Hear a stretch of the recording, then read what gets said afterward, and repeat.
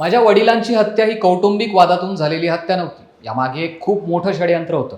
मी आज नाही, गेल्या काही वर्षांपासून बोलतेय. त्याला मी राजकीय म्हटलं नाही कधी, पण त्यामागे काहीतरी मोठं षडयंत्र असल्याचं दिसतं. आणि मी हे गेल्या मागच्या 2 वर्षापासून फार प्रखरतेनं बोलते. हे शब्द आहेत आपल्या वडिलांच्या हत्येचं दुःख कायम मनात साठवून ठेवलेल्या पूनम महाजन यांचं.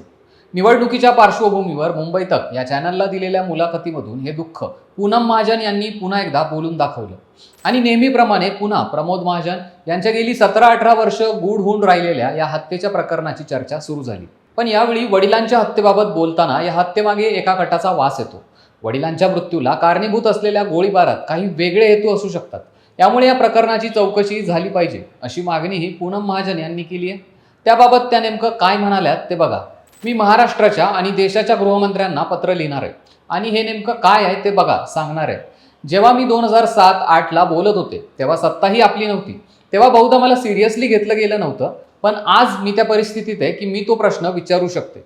पूनम महाजन यांच्या वक्तव्यानंतर त्यांचे काका प्रकाश महाजन यांनीही आपला भाऊ प्रमोद महाजन यांच्या हत्येबाबतची आपल्या मनातील एक सल माध्यमांशी बोलून दाखवताना भावनेच्या भरात एक धमकीपर वक्तव्य केलं.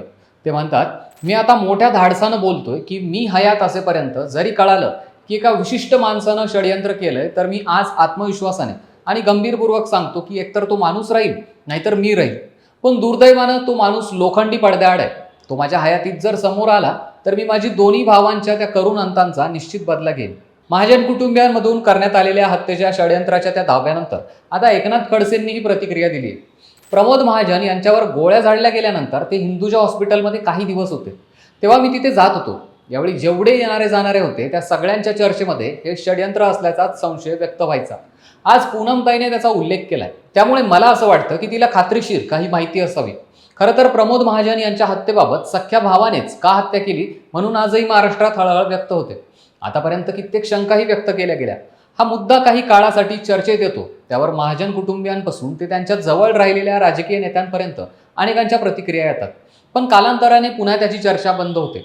पण आज महाराष्ट्रात निवडणुकीचं वारं वाहत असताना अचानकपणे हा मुद्दा चर्चेत आलाय. तो नेमका कशासाठी हा प्रश्न उपस्थित होतोय. त्याची कारणी करणं देखील गरजेचं आहे. पण तत्पूर्वी नेमकं हे हत्येचं प्रकरण काय होतं. भाजप नेते प्रमोद महाजन हे व्यक्तिमत्व नेमकं कसं होतं. भारतीय जनता पक्षातलं त्यांचं स्थान काय होतं ते लगावबत्तीच्या प्रेक्षकांसाठी अगदी थोडक्यात सांगतो. नमस्कार, मी ऋषिकेश आणि आपण पाहत आहात लगावबत्ती. तर एकेकाळी पत्रकार शिक्षक असलेले प्रमोद महाजन यांची भाजपचे लोकप्रिय नेते म्हणून ओळख होती.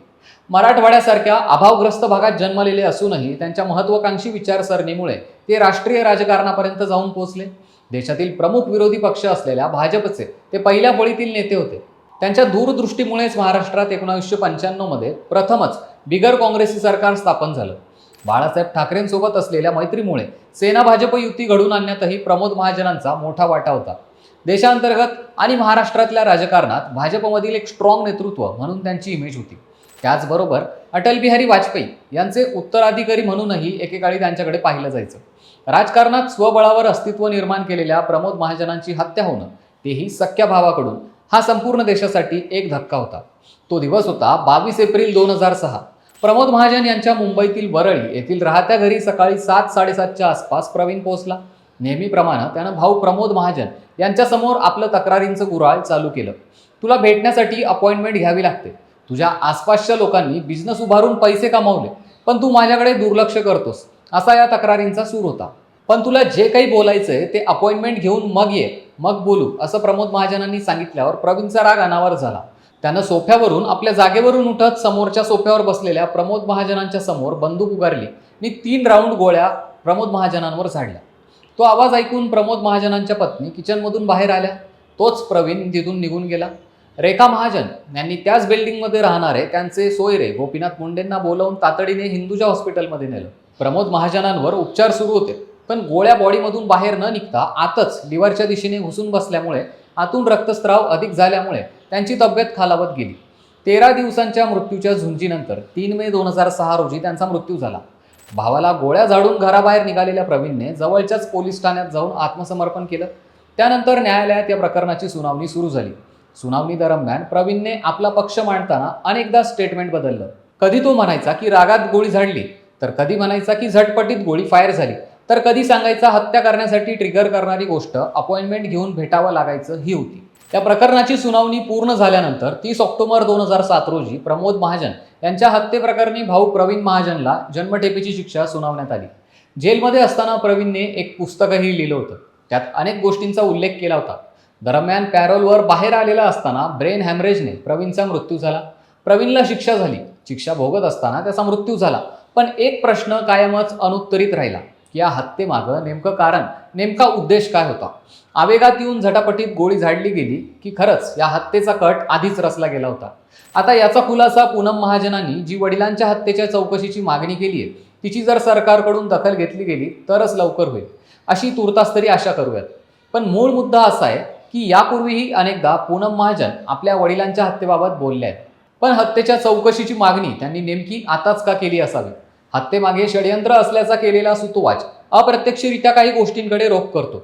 त्यातली पहिली गोष्ट म्हणजे अर्थातच आपण साईडलाईन होण्याची भीती आणि वैफल्य यातून सहानुभूती मिळवण्याच्या हेतूने पूनम महाजन व्यक्त झाला असाव्यात. कारण वडील प्रमोद महाजन यांची राजकीय कारकीर्द अत्यंत स्ट्रॉंग होती. त्यांचा राजकारणाचा वारसा पुढे चालवणाऱ्या म्हणून पूनम यांच्याकडे पाहिलं गेलं. असं असलं तरी सध्याच्या घडीला त्या राजकारणात तितक्याशा सक्रिय दिसत नाहीयेत. अशा परिस्थितीत स्वतःचं राजकीय अस्तित्व कायम ठेवणं हे पूनम महाजनांपुढे मोठं आव्हान आहे. वयाच्या 56व्या वर्षी प्रमोदजी गेले तेव्हा पूनम महाजन अवघ्या 25 वर्षाच्या होत्या. त्याच वर्षी त्यांनी भाजपचं प्राथमिक सदस्यत्व स्वीकारत राजकारणात एंट्री घेतली. त्यानंतर भाजप युवा मोर्चाच्या राष्ट्रीय सरचिटणीसपद, 2010 मध्ये युवा मोर्चाचं उपाध्यक्षपद सांभाळत संघटनात्मक पातळीवर सक्रिय राहिल्या. 2014 मध्ये पक्षाकडून मुंबई उत्तर मध्य लोकसभा मतदारसंघातून उमेदवारी मिळाल्यानंतर काँग्रेसच्या प्रिया दत्त यांचा पराभव करत त्या खासदार म्हणून निवडून आल्या. त्यांनी लोकसभेत प्रवेश करताच आपने प्रमोद की बेटी म्हणत देश पातळीवरील प्रमोद महाजनांच्या निकटवर्तीय नेत्यांनी महाजनांच्या या लेखीचं कौतुक केलं. 2019 मध्ये पूनम दुसऱ्यांदा खासदार झाल्या. सलग 2 टर्म खासदार राहूनही पक्षानं 2024च्या लोकसभेला त्यांचं तिकीट कापलं. तेव्हा राजकारणात महाजनांनाही त्रास होतो अशी खतखत पूनम महाजनांनी बोलून दाखवली होती. दुसरी गोष्ट म्हणजे वडिलांच्या विजयी वारशाची पक्ष नेतृत्वाला व जनतेला आठवण करून देणं, हाही उद्देश यामागे असू शकतो. तिसरं म्हणजे महाजन कुटुंबाला पाण्यात पाहणारे शत्रू कोण असतील तर एकतर त्यांना एक प्रकारे सूचित करण्याचा हा प्रकार असू शकतो. आणि चौथं अर्थात महत्त्वाचं कारण असू शकतं ते म्हणजे भाजपच्या अंतर्गत राजकारणात स्वतःचा खुंटा हलवून बळकट करणं आणि आपल्या उपद्रव मूल्याची चाचपणी करणं, हा पूनम महाजनांचा हेतू असू शकतो का? तुम्हाला काय वाटतं? नेमकं कारण काय असू शकतं? आम्हाला कमेंट करून नक्की सांगा.